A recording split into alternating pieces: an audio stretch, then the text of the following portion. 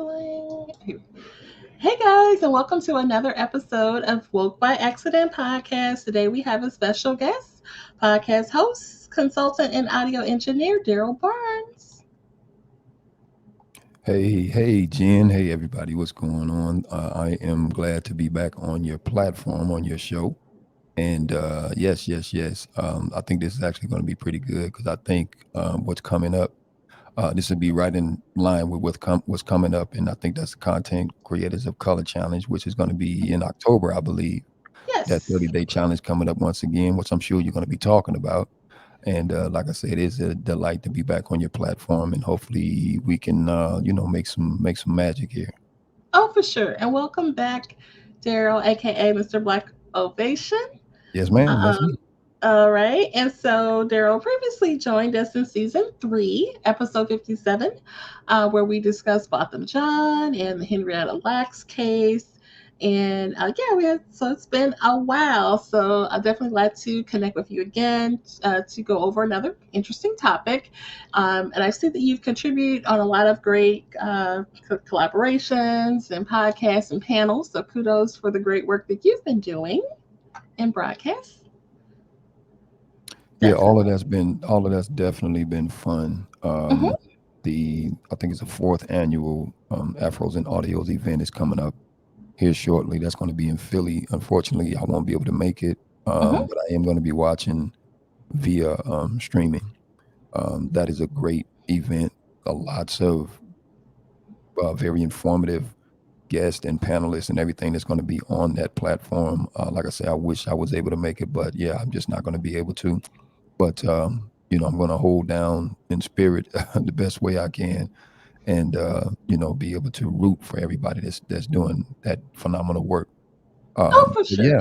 yeah, and I'm going to be doing a little bit more. Like I said, I've been a little bit laxed on putting out episodes myself because of the Hmm. time constraints, the job, and all that kind of stuff. But you will be able to hear me once again, and that is the All Things Black podcast, which I am your host, and you can find me on all the streaming platforms that are available. Excellent. And you've been on some other panels I see recently. So kudos for that as well. We will have Darrell's links posted so you can tap in with some of those prior episodes that he's had. Really great content, guys. So check that out. But Oh, today, one last thing yeah. before we actually get started. There was one other panel, just shameless plug, but there was one other panel that I was on. It was all streaming. It was 100 black men, even though we didn't get 100 black men, but Uh it huh. was 100 black men, and we were talking about black men in the mental health space. We Yes. were talking about some of these. Now I got the link. I should be able to post that here. I finally Oh, got it. good. Please share that with Yeah, me. it was That'd about be me. It was a great. 30-minute conversation or so, and it was just from some experiences and how did I handle certain things that actually came up in my life and stuff like that. So very notable people that were on the panel, Mhm. and I was just fortunate to be in the right place at the right time, talking to the right individual, and she said, "Hey, come on board." So that's exactly what I did. No, that was the one you kind of moderated the. Okay, I did tap in for that. That was Yeah, great. yeah. Hmm. That was excellent. Um, that was really good. So if we could get the link for that one, that would be phenomenal for Absolutely. sure. Okay, sounds good. All right. So today we will be getting to another topic for you guys. A concept called blackfishing. So you may have heard of catfishing and that whole phenomenon with what goes along with catfishing, and then you may have heard of blackface.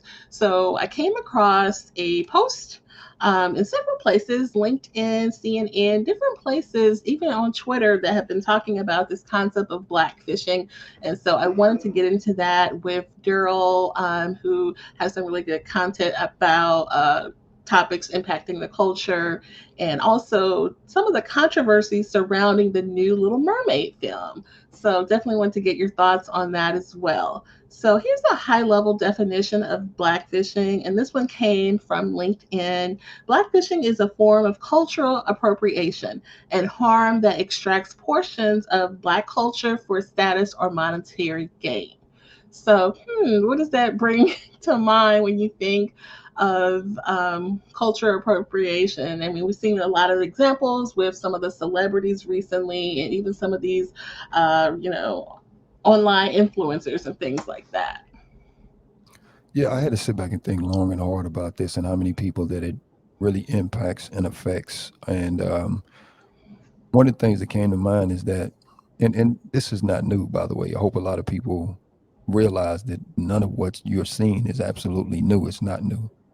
But yeah, it's really the colonization of aesthetics, of black aesthetics, is really what it is. And it's the monetization of black aesthetics. This is nothing new. This has actually been going on for years upon years upon years, right? But with the advent of social media, we just been made more aware of it, right? More privy of it because it's been happening so much, right? There's been so many people that are outside the culture that now know that they can actually benefit from the culture in various ways and not really be of the culture, right? Yes. So they know they know they can do that. Prime examples would be um, Kim Kardashian, Hmm. Iggy Azalea, right? The Sounding Black using what they call AAVE, I believe, and it's just something that people really know that they can benefit from, right? It's the monetization of it, which is really the biggest thing. And not only the monetization of it, it's the other benefits that come from it being accepted into black culture, being able to exercise your options in terms of maybe marrying into the culture or Hmm. dating into the culture Hmm. because you look a certain way. And one of the things I also come to mind when we sit back and think about it is the fact that there's two things in my mind. It's not just on them for doing it. It's also on us for accepting it, right? Yes. Because we have a way of accepting things in our community that should not be accepted, and so many people get funneled through the door, but not be checked. It's almost like you have to think of it in terms of when you go to another country. Hmm. You have to have some type of passport. You have to have some type of documentation, and you read the rules and the rights and all these other things before you actually get access to that particular culture or that particular area where you're at, right? You just can't just meander on through it like nothing's happening, Right. which has been the case for us. We allow things to happen, and then all of a sudden, when it gets to a particular um, situation, and all of a sudden there's a huge outcry from a lot of us. And in my case, I don't think we should be that open to allow everybody in because if we didn't do that, we would have less issues. We really would Hmm. have less issues if we would at least begin to check and say, hey, okay, I see you want to do X, Y, and Z. And the question should be why? Why you want to do it? And Right. if you can't put anything back into the culture, if you can't put anything back, and that could be monetarily, that could be in terms of certain institutions, whereby you're donating or whatever the case may be. And, like I say, putting back Yes. into the culture, don't just rape the culture, right? Mm. And act like you didn't do anything wrong. You did absolutely rape the culture. You colonized the aesthetics, which is what you did, and you're benefiting from it. So, and we have allowed a lot of people to get away with that, and that's some of the thoughts that I have on it.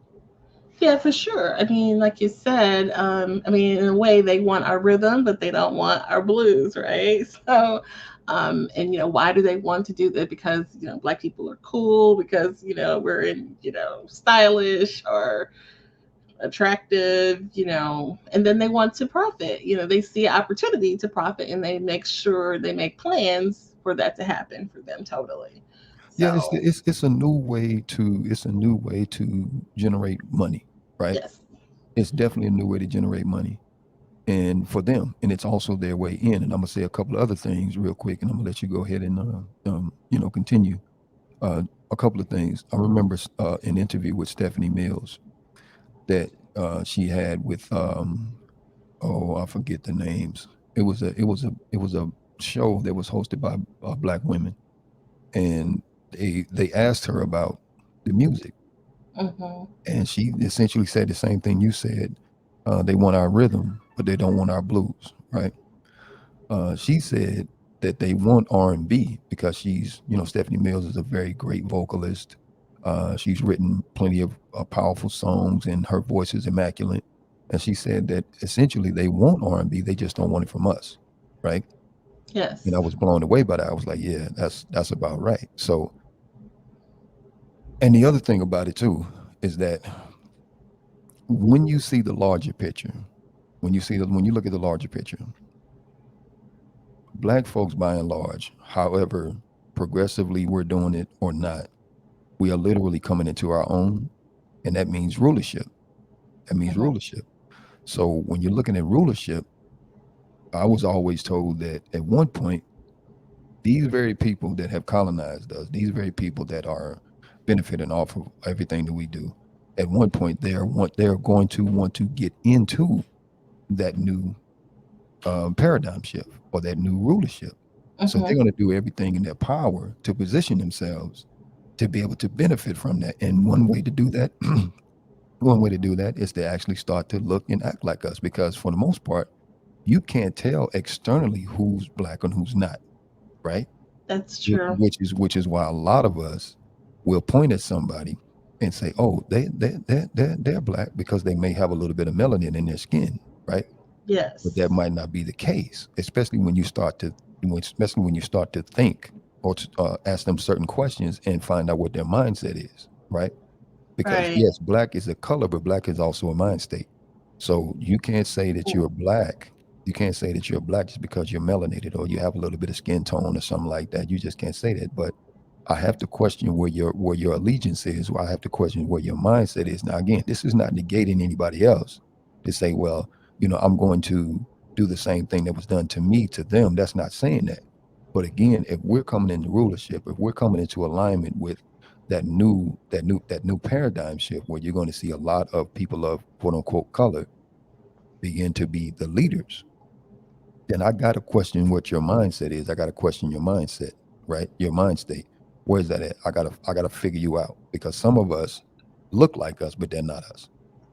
Right. And there's a lot of ambiguously, I hate to use that term, but people use that, biracial, and they're, very fair or what have you. And I think non-white people may use that to their advantage. Well, look at, Doja Cat. A lot of people don't know that she's, multiracial or what have you. And other popular stars who are very fair and have multi-race, racial in their background. And so they said, well, they may just think I'm, look at the one professor from a few years ago that was really popular in Dolezal, discussion. Dolezal, Yes, yeah, yes, definitely. and she got away with it She did. for a long time. She got away with it, and again, you can't just fault her. You have to take a look at us for the acceptance of everything that comes into our community. There has to be a litmus test, right? In my Hmm. opinion, that we have to have a litmus test to determine whether or not if somebody is actually for the black community, for the culture, right? Or just siphoning off our black gold, right? We might not have a lot of money in terms of, monetary, monetary, the fiat money. We might not have a lot of that, but black folks are inundated with tons of culture, tons of talent, tons of Hmm. gifts, ingenuity, all of these different things. And people, for the most part, that have the money, the fiat currency, they come and siphon off that talent, right? There's a million LeBron James in the inner city, a million, Okay. right? There's so many different Beyonces, or those that would like to mimic Beyonce. And what I'm talking about is I'm talking about the Hmm. talent, right? So we don't have the money to back our own. Well, I'm gonna reverse that. We do. We just spend it um, in ways that we shouldn't be spending it in. Mm. So these people that know that the black community is lacking, they come in and they begin to siphon off the talent, the gold mine. Our Yes. talent, our gift, our culture is our gold, and we got to get to a place where we can literally protect it at all costs. If it doesn't benefit the community, then why are we allowing people to take that goal from us, right? So Right. that's the way I kind of look at it.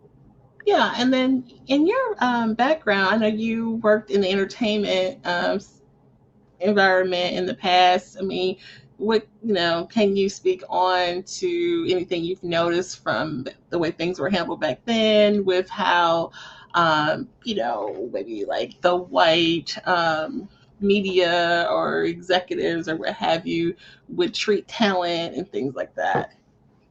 I mean, basically, it's the same way. Now, I didn't go all the way up there. I didn't get all the way to that level, but I've Hmm. seen enough where it's essentially the same thing. It's Hmm. essentially the same thing. Yeah. You got to understand, in my opinion, anyway. You have to understand that if we don't control the talents and the gifts that we have, or have somebody to back us up, right? That person that has that money, because for the most part, you got again a million LeBron James in the community. They're poor, they're destitute, they don't necessarily know how to make a lot of money. They come from um, poor environments, and then here comes somebody with they say, I'm gonna give you a contract. I was just listening to somebody the other day. We were having a conversation, and they were literally talking about how somebody that they were associated with was flown in. This was years ago, flown in to make music for a certain artist, right? And in the contract, the guy said in the contract, if because he was aware, but in the contract, it literally stipulated that he would get only $10,000 for making all this phenomenal music for everybody. 10 grand now, right? Hmm. So now I bring that up because you got to think about it. A lot of us don't know what 10 grand looks like, so we jump at it. We jump Right. at it. We like, okay, 10 grand. Let me go ahead and run with that. And that's part of the thing. So a lot of the people that have money, they control the talent because they have the money. I've seen people do bad deals and have contracts and stuff like that, right? Where they get swindled, right, out of the contract. There's been some very notable stars, black, that came from our community that died broke. How do you Oh, die for broke? sure. How do you Definitely. die broke? It's in the contract. It's in the contract. So it's like they take that talent, siphon off every bit of it until they squeeze it dry. Oh, for And then sure. and then And at the end of NBA the day, stars too. There yeah, was and then at the one. end of the day, you're left Hmm. destitute. So it's like that's one of the things that I think we just need to start to be more aware of, and then have brilliant lawyers, black lawyers that know the entertainment business that will be able to stop a lot of us from going down these paths. But again, that's gonna take a little bit of work. For sure, definitely. And since we're talking about entertainment, business and such, let's talk about the controversy concerning the new Little Mermaid film. Disney's latest live action remake, The Little Mermaid, has found itself in all of this controversy since the casting of singer Holly Bailey. And so, who is African American, and the backlash is definitely is coming from a racist place. And so there's all this posting on Twitter and people making posts and really just expressing disdain, so much that when they put the trailer out on YouTube, they got 1.5 million dislikes. And so they had to take, what do they take it down? But I think that there's a way to still see it, which is just really horrible. Forbes magazine noted that information about the 1.5 million dislikes from angry fans that were just upset about there being a casting of a black actress to play the Little Mermaid. Um, what do you think about how, or why do you think they're so angry? I mean, on this one, we have to be very direct. It's not angry fans; it's angry white fans. To be Yeah. totally honest, Uh-huh. there might be a sprinkle of quote unquote people of color in that mix, but Okay. for the most part, you're talking about the majority of those white fans that are upset by seeing somebody that doesn't look like them cast in a real huge light because this was a big story, right? The Little Mermaid. some other stories and stuff like that. Pinocchio. I mean, you got to think about it. Um, and I think it's the highest level of hypocrisy when you sit back and think about it, because for the most part, this country has indoctrinated darker people of this country with stories of the greatness of white people, right? Yes. We've been just bombarded with the greatness of white people, whether or not if it was true or not. If it was a lie, we just been shoved, spoon fed these ideas of the greatness of whiteness, right? Regardless of what they did, they were just great because they were white, right? So now in comes Halle Berry, who, by the way, is one of the most gifted and talented singers, right, Mm-hmm. in this current generation. She's very skilled. When I listened at the trailer and I heard her vocals with the song, I'm like, Yes, yeah, yeah, definitely. yeah. She hit it, right? She really hit it. And it was just the talent of it, and then being able to merge that with the aesthetics, it kind of did something to you. And I think what it here's in my opinion, here's one of the most crucial pieces of it. It was the fact that you had. Now I saw this on TikTok, social media. It was the fact that you had young black girls, very young black girls Mm-hmm. that saw the trailer and were literally blown away. She was like, they were like, she's black or she's beautiful. So now you're seeing somebody cast in a light that these young black children are saying, that's me. Now Yes. I get an image now of me being put in what would be considered, a pedestalized position, right? Yes. So I get to be that. I get to see myself in that, right? And that's what the fuss is about. It's not Right. necessarily about the black skin. It's about the influence or the impact of seeing her in that position, right? Okay. Okay. That's what it is. It's always remember, to me, it's never necessarily about the money. So many of us chase the bag. That's fine. Chase your bag, get your money, blah, Mm-hmm. blah, blah, blah, blah. But at the end of the day, if your influence is controlled by somebody else with the bag that you're chasing, you're really not making a huge impact. You're not making an impact in our community that should be made. You're making an impact in their community. Mm-hmm. Remember that, because it's always about influence. Remember, Nick Cannon got in trouble. Nick Yes. Nick Cannon got in trouble. It was about his influence. Uh, Stansfield, I forget his first name. Lamar Stansfield, I believe he was on Clubhouse. I was in that room when that happened, and he was just in the room. He didn't say anything. He didn't do Mm-hmm. anything. But there was a Jewish woman that came in and scolded him, and he didn't say a word. She was saying it was just the fact that he had enormous amount of followers on his platform, and that he Okay. was using his platform and his influence improperly. Now, how do you tell a Mm-hmm. grown man that? Mm-hmm. Now he's supposed to be free. He's in the industry, right? He's supposed to be free, and he should be able to use his influence in whatever way he chooses to. But, Right. but the mere fact that he was just in the room and didn't say a word, one word, he was scolded by this Jewish woman because of the fact that he had a significant number of followers.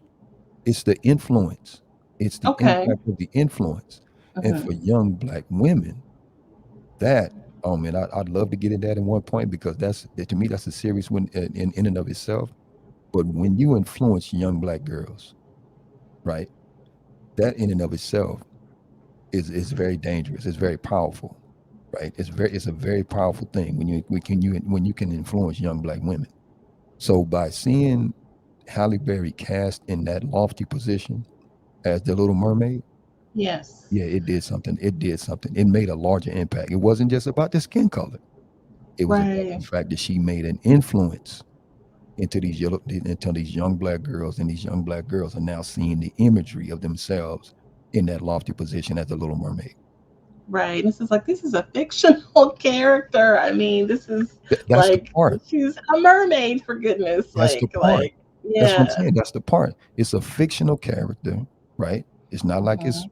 it's real, but the fact Right. that the impact was there, the influence was there, right? Hmm. That's what the issue is to me. It's really about the influence. Yeah, definitely. I mean, I think definitely in this climate, it's time for, representation that is different, and some of the diversity is needed. I mean, we have you know the Disney princesses of color, very few in the first place. So to have, maybe it's time, someone said maybe it's time that we, breathe some life into the existing Disney characters. And I don't think anything's wrong with that. And the fact is, you got to also add this in. Um, I remember, I think it was Marvel Studio, something like that, was tanking. I think it was tanking, and that's when the Blade series came out.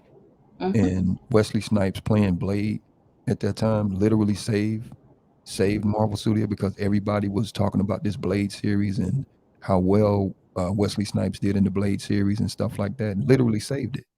Um, the Black Panther came out, was a huge success. Everybody went to go see Black Panther, right? It was a big thing, and I mean, all black people came out in their regalia and everything, and it was just an overwhelming event.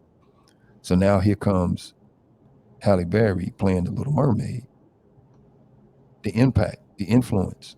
So Oh, there's for also sure. so you got to think about it also that there's going to be a monetary gain behind this. Yes, there's going to be shaking the waves because yeah, you got your first little a little mermaid that's actually a little black girl, right?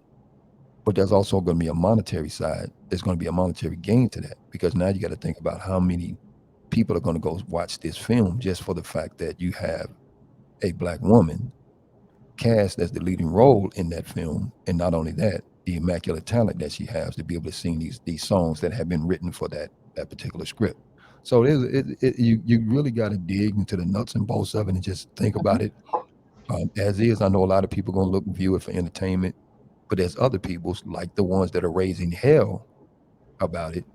They Hmm. see, they see, right, that potentially there's something else to it, and they do not want a lot of black people to get out of their place. Right. Your influence should be serving whiteness, not Mm, blackness.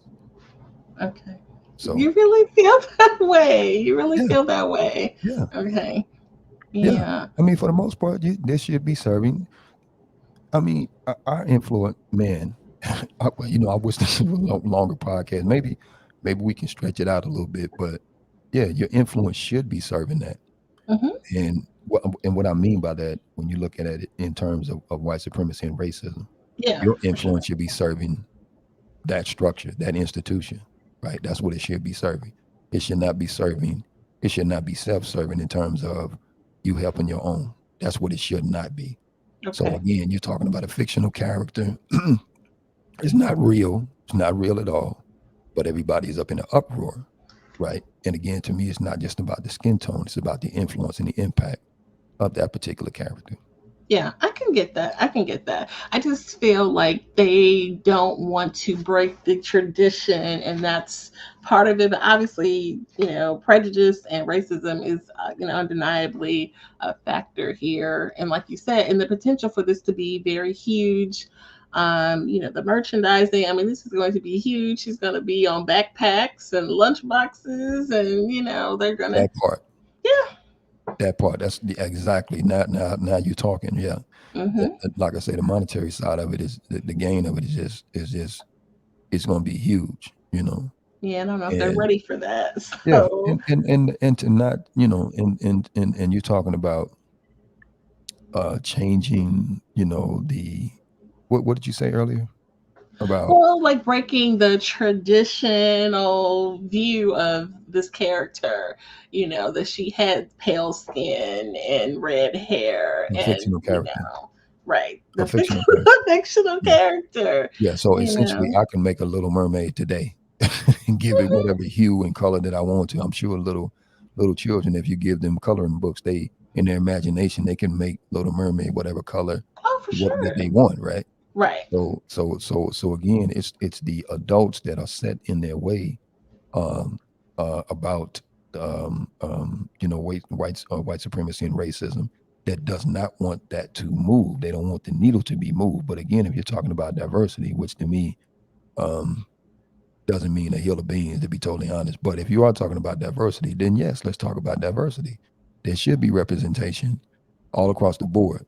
You know, when you sit back and you think about it, with these different shows and whatnot. But I just see it as a little bit deeper. But for those that want that type of diversity, then yeah, I think it's high time that literally happens. I was waiting for the Black Bond to come out. To be totally honest, when they said Yeah. Idris Elba was going to play him, I'm like, that's the chief right there. Man, if he play that, that's going to be crazy, right? But I don't think they'll ever cast up like a Black Bond. I don't think they'll And do I that. don't Yeah. see why not, because the women, the love interests have been some black ladies in there.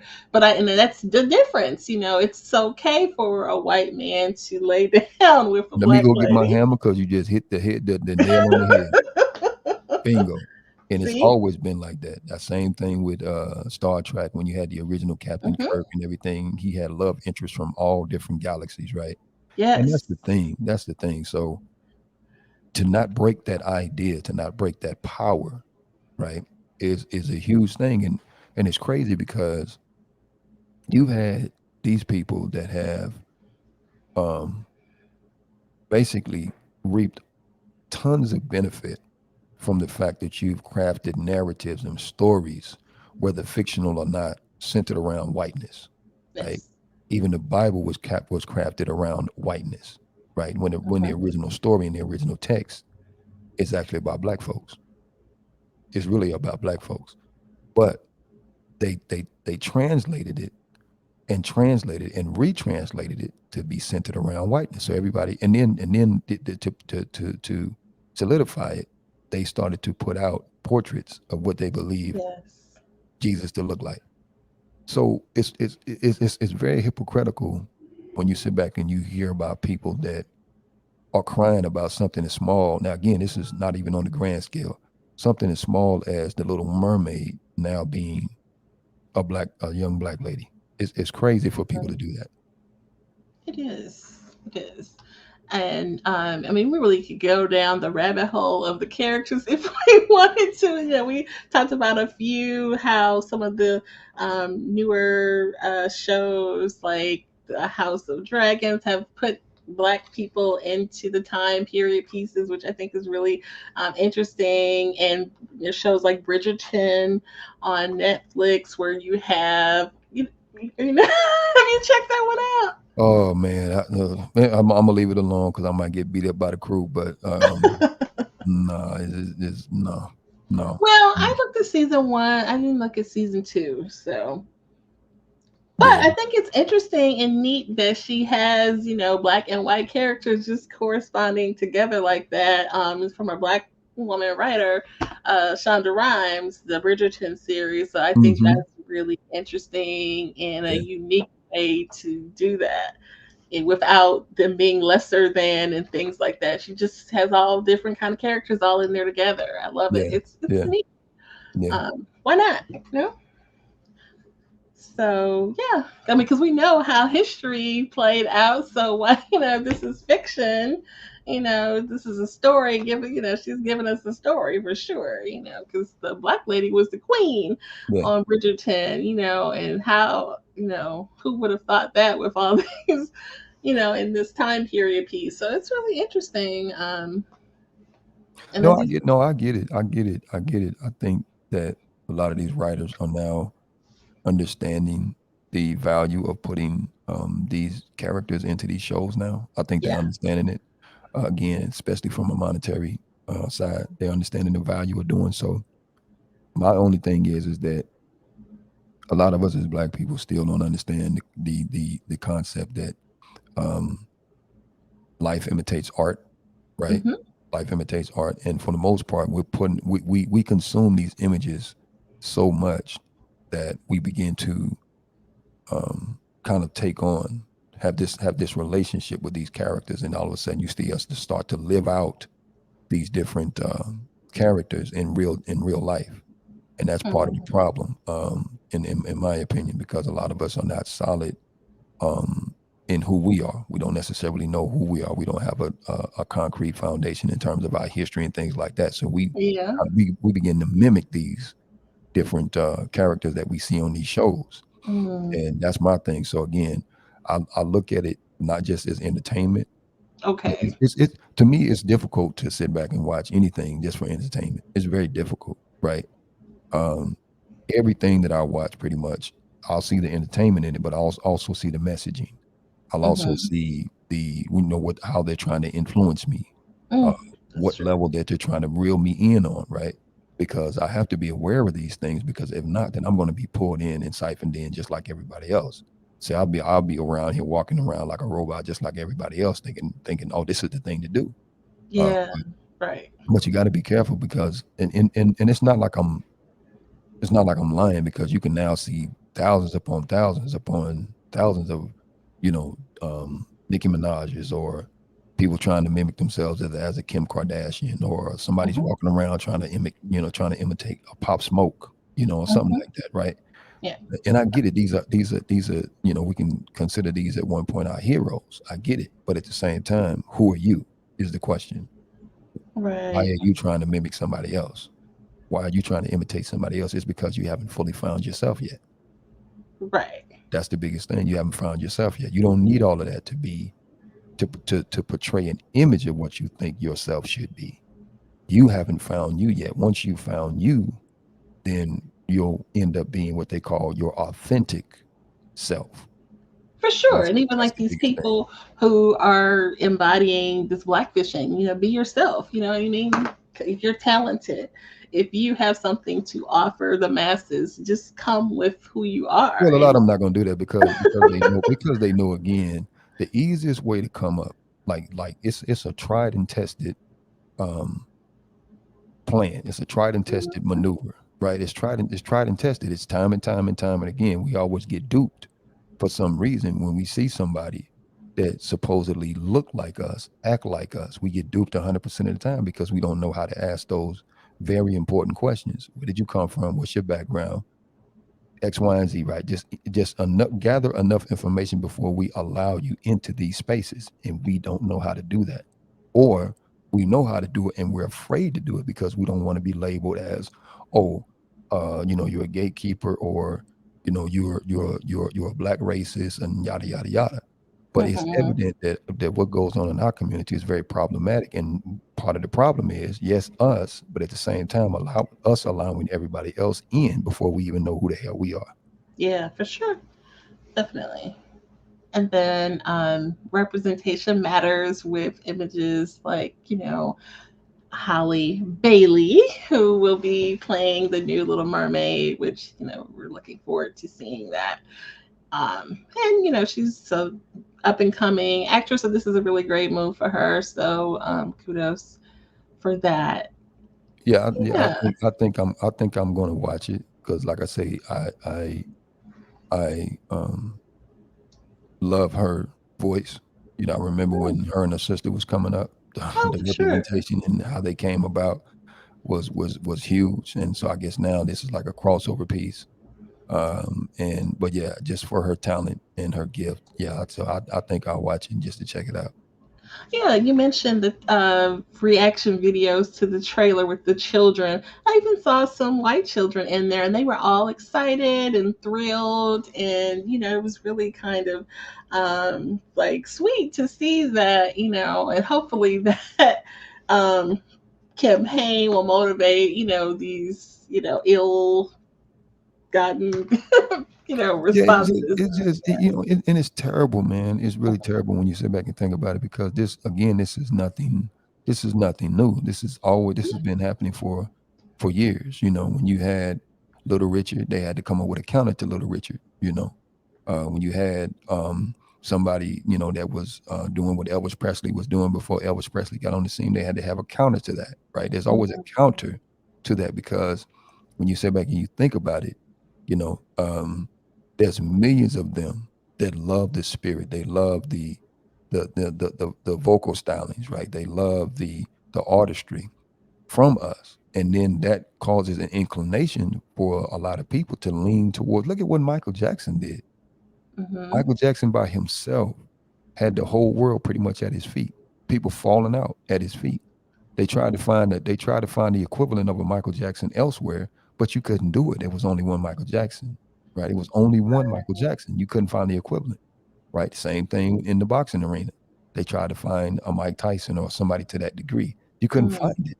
That then it's not mhm. there. You couldn't find it. So there's always it's really the influence. And that's what I'm saying. We got to be careful of the influence that we carry because it's really that influence Mhm. that that can bring so many people over. It's the power of the influence. Right. That's more weighty than anything else. You can have all the money in the world, but again, it's the influence. It's the influence. So I got to Yeah. control your influence. I got to control your influence. I have to control your narrative. I got to control your impact, right? Because if I don't do that, then I'm not going to be in control. And the whole objective is to be in control. Right. That's the whole objective. Hmm. Okay. Definitely. Let's see. So I guess we'll end that thought there. Why don't you tell us about your podcast, Gerald? Yes, yes, yes. Thank you, thank you, thank you. Mhm. It is called the All Things Black Podcast. Basically, I talk about a myriad of subjects, anything from relationships to um, finances, any kind of institution, anything that somebody can lend to the space that will be able to, help. Is what I talk about. So I bring people on and we have those kind of discussions and stuff like that. So I don't necessarily dig into any of the foolishness.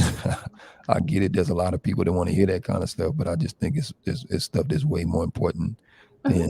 than hanging on to the frivolity that people love to get into. A good laugh is a good laugh. I get it, but there's so many other things that's going on in the world right now that people are not paying attention to. So again, we try to bring as much light as possible um, on that particular platform. For sure. And then you've also have done some audio production classes. Any courses coming up? There's always courses coming up. The problem is, can I complete them? That's Okay. the issue. But yeah. So one of the ones that I kind of mentioned to you earlier before we got started. Right now, I'm using a platform that a lot of people don't know anything about, which is why you see my overlays look the way that they do. Very clean, very very, Yeah. very professional. I'm going to well, I've already started, but I'm going to be teaching courses on that and how to use that particular piece of software to make your videos look really really nice and stuff like that. And it's really it's budget, so you're not going to have to come out of your pocket, with tons of money to be Okay. able to do something like this. It's very very economical. And again, you don't have to go and buy fancy equipment, anything like Uh-huh. that. It's very very simple to use. So yeah, so that's one of the classes I'm going to end up teaching. That's pretty cool. Yeah, I like that. So definitely share those details when you have them.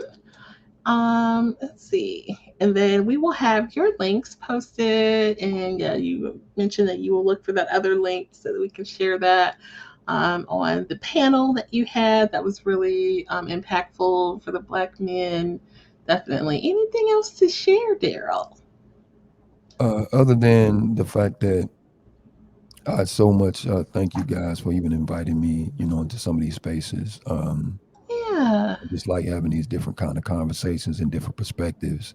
I'm not one to want to. I'm not one to walk around and always talking about I want to be right. I want to be right. No, I rather you think. I Mhm. rather you think. If I said something that's meaningful, think about what I said. Right? It's not about me necessarily being right. I'm not ego driven. I don't care nothing about that, not that kind of stuff. I just want you to kind of think about what I'm saying. If you agree with it, fine. If you don't agree with it, that's fine. Also, but yeah, we have discussions to actually kind of find what the truth is, and that's the biggest thing. So if you got truth out of what was conveyed on this particular podcast today, um, thank God, and then you spread that along to anybody else, and then we'll go from there. But yeah, thank you as always for allowing me on your platform. For anybody that's listening, y'all need to stay plugged into Woke by Excellent Podcast. She's got some great interviews on there, man. I'm telling you, and she does a phenomenal job at being a host and a producer and everything else. So y'all stay tuned in and plugged into her. Well, thank you. I appreciate that for sure. And yeah, definitely, you're welcome here anytime. I definitely found that I'll find the value in what you could give. I attended your course before, so once you have that together, let us know so we can spread the word on that. And yeah, I appreciate it for sure. Definitely. Good to have you on, Darrell. All right, guys. Well, thank you guys for listening, and you take care.